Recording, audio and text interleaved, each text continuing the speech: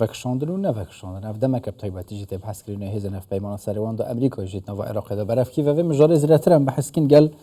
berêz Miles Calkins vekolerê bilind peymangeha êrên taybetî jê nîyên Amerîkayê çarnivîsê taybetî jî hêzên Amerîkayên beheskin berêz Miles gelek spas ku gel me dane eger hebe bûçî Amerîka fermî behs nake eger nebe jî rêkeftin bûçî Iraqê dibêjit rêkeftin û têkirin û hêzên ev peymanan dê bên vekişandin.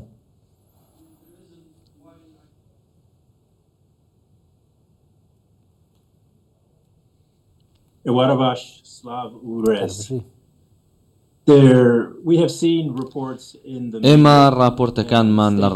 کەناڵەکانی ڕاگەاندن بینیوە ڕاگەاندنەکان باس لەوە دەکەن کە باس لە کشانەوەی هێزەکانی ئەمریکا لە عێراق دەکرێت ئێستا با زۆر بەڕوونی باسی شتێک بکەین ئێمە ڕاگەاندنێکی فەرمیمان نەبینیوە لە کۆشکی سپی یاخود لە سەرۆک وەزیران محەممەد شیح سوودانیەوە ئەمە واتە پێویستە ئێمە هەمومان کاتی خۆمان وەربگرین و چاوەڕێ بکەین بۆ ڕاگەاندنی تەواو لەگەڵ ئەوەشدا دەمەوێت هەندێک ڕوونکردنەوە بخەمە ڕوو کە پێویستە ئێمە چاوەڕێ چی بکەین. بەڵێ بەڕێز مایلز بەڕێستان شارەزای سەربازین و گوتەبێژ هێزەکانی هاوپەیمانی نێودوڵەتی بوون و لە هەرێمی کوردستانیش بوون بێگومان ئاگاداری دۆخ هێزەکانی هاوپەیمانی نێودوڵەتی دۆخی هەرێمی کوردستان و عێراقیشن باس لەوە کرێت گویا کشانەوەی هێزانە پێویستی بە دوو قۆناغە قۆناغێکیان یان دوا قۆناغیان کە قۆناغی دومە لە کۆتایی ساڵی 2026 بێت کشانەوەی هێزی هاوپەیمانی نێودوڵەتی ئەوەندەی کات پێویستە یان وەکو ئەوەیە کاڵێن تەنها بۆ بێدەنگکردنی گروپە چەکدارەکانە.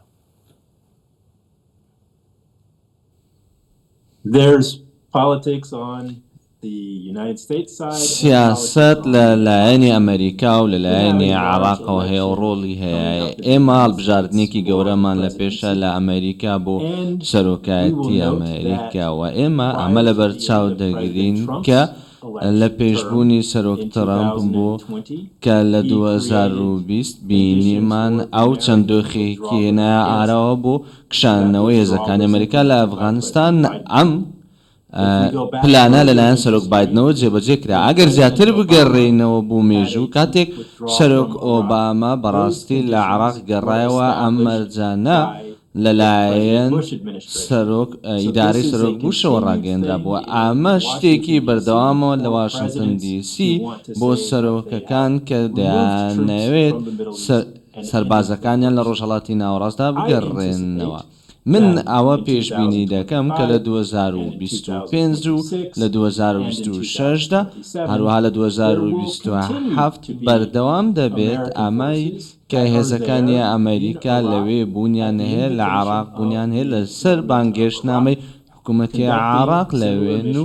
هەمان ئەوەرکانە جێبەجێ دەکەن کە ئێستا هەمن لە سەر چەندین ئاستی جیاواز وەک ڕاوێژکاری و سەربازی و هاوکاری و پشتیوانی سەربازی کەرەستەی سەربازی و ڕاهێنان پێشکەش دەکەن لە ڕێگەی هاوپەیمانەکانمانەوە بۆ هێزەکانی ئاسایشی عێراق و پێشمەرگە.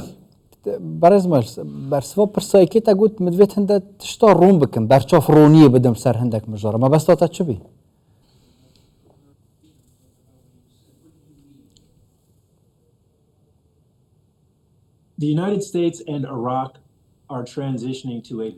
ئەمریکا و عێراق گۆڕانکاری دەکەن بۆ پەیوەندیەکی دووقۆڵی وڵاتانی دیکەی نێو هاوپەیمانی بە هەمان شێوە بۆ پەیوەندیەکی دووقۆڵی گۆڕانکاری دەکەن بۆ بینەرانی ئێوە لە ماڵەوە ئەمە واتە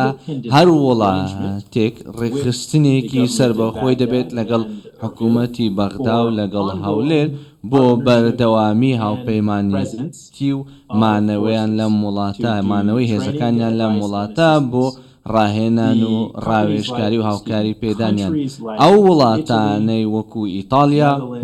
هۆڵەندا، بەریتانیا، فەڕەنسا، ئەمریکا، ئیسپانیا هەمووە ئەمانە پەیوەندیەکی بەهێزی سەربازیان هەیە و کاریگەریەکی ئەرێنیان هەیە لەسەر ئاسایشی هێزەکانی عێراق و پێشمەرگە ئەم جۆرە پەیوەندیانە وڵاتانی دەرەوە هەروکات لەگەڵ هێزە سەربازیەکان لە تەواوی عێراقدا. یعنی مەبەستە ئەوە مان و نەمانە هەفپەیمانە لە العێراقی گرێدای مان و نەمانەوانە نینە لە هەرێما کوردستانە دوم نافچین ژێک جدانە.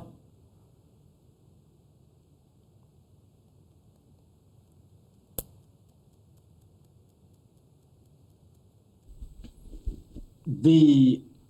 individual nations will continue to ئەو have وڵاتانەی کە partnerships لەوێت with بەردەوامی بە Baghdad هاوپەیمانەتەکەیان دەدەن لەگەڵ بەغدا و هاولێر و ئامادەبوونیان بەردەوامی دەبێتەوە هێزە بیانیانی کە لەوێن لەنەوەی عراقدا دەمێنن لە باکوورەوە بۆ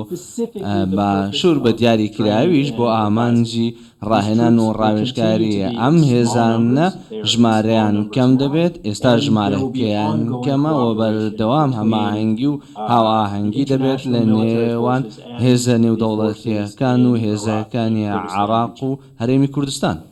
بەڕێز مایلز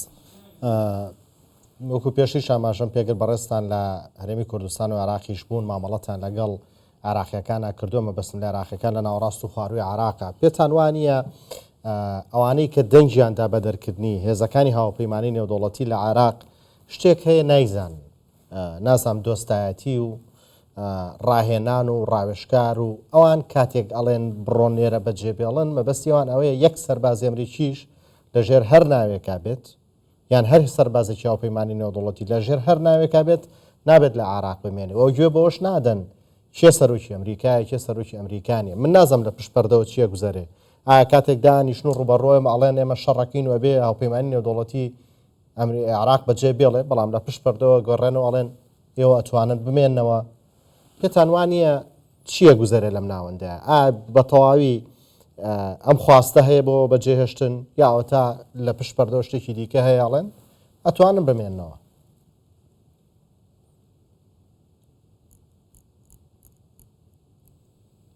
I think it's in front of the curtain. بڕوام وایە ئەمە لە بەردەم پەردەکانە کە سەرکردەکانی بەغدا و سەرکردەکانی واشنگتن گفتوگویان لەبارەی پەیوەندی بەردەوام کردووە بە پەیوەندی دووقۆڵی بڕوام وایە ئەم هاوپەیمانی نێودەوڵەتیە بە هەموو ئاڵایەکانیەوە کۆتایی پێدێ بەڵام مانەوە و هەماهەنگی هێزە نێودەوڵەتیەکان بەردەوام دەبێت. ئەرکی ناتۆ هەیە لە بەغدا و ئەم ئەرکی ناتۆیە بۆ ڕاوێژی پلەی باڵا کار دەکەن و ئێمە بەردەوام دەبین لە بینینی مانەوەی دوولایەنە و پەیوەندی دووقۆڵی هێزەکانی وڵاتان لە کوردستان. داعش هێشتا هەڕەشێ ئێمە بینیمان کە فەرماندەی ئەمریکی و عراقی لە دژە تیرۆر لە دژی داعش شەڕیان کرد و تەنیا هەفتەیەک لەمەوە بەر ئەمەمان بینی بۆیە هەماهەنگی واپەیمانەیەکە باش بۆ سەرکەوتوو بۆ لە 2014 بەردەوام دەبێت بە ڕێگەی جیاوەز تاوەکو 2015 و 2016. دموکرات و کۆماری گرێدای مانە هێزن وانە و گشتیژی هەفپەیمانان سیاسەتەکە ژێک جدا هەیە تایبەتیژی گرێدای vê mijorê man û nemanawanat nava Iraqê de yan jî wek hevin tiştekê negore.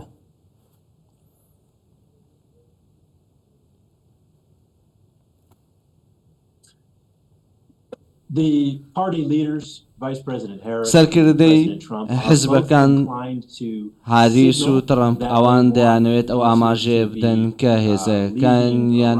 عراق جێبهێڵن leaving Iraq ببورن. over time. You see, they عراق want بۆ to ماوەیەکی leave دیاریکرا و بەجێ because بێڵن they're ئەوان still ناڵێن Iran. So دەست بەجێ both عراق parties بەجێ want to بێڵن have ئەوان a هێشتا لە hopeful ئێران end. دەترسن They هەردوو want to لایەن make دەیانەوێت people بە هەمان happy, شێبن but they دەیانەوێت also خەڵک don't دڵخۆش want بکەن to بەڵام لە put هەمان themselves کاتدا at risk of نایانەوێت criticism خۆیان if بخەنە things مەترسی go bad in ڕەخنەگرتنەوە Iraq ئەگەر back شتەکان to بە the خراپی بڕۆن و باجەکان ultimately, بەرەوسەرەوە American بچن foreign بەڵام policy in the Middle سیاسەتی East دەرەوەی focuses ئەمریکا more لە on ڕۆژهەڵاتی Israel ناوڕاست and زیاتر Iran سەرنجی لەسەر than ئیسرائیل و strong and ئێرانە و healthy بەهێز و relations with هاوپەیمانیەکی باش Kurdistan هەیە region لەگەڵ هەرێمی and کوردستان و Syrian هێزەکانی Democratic forces. دیکەی سووریای Time will دیموکرات. tell, but I بۆیە anticipate کات ئەمەمان پێ دەڵێ بەڵام من پێشبینی ئەوە دەکەم کە هێزەکانی ئەمریکا دەمێننەوە لە ساڵانی دوای 2026. مەڵە بەڕێز مایلز کاگنس توێژەری باڕا لە پەیمانگەی ئاڵەکانی نوێ لە ئەمریکا سپاس کە لەگەڵماندا بووین. Sir Chow.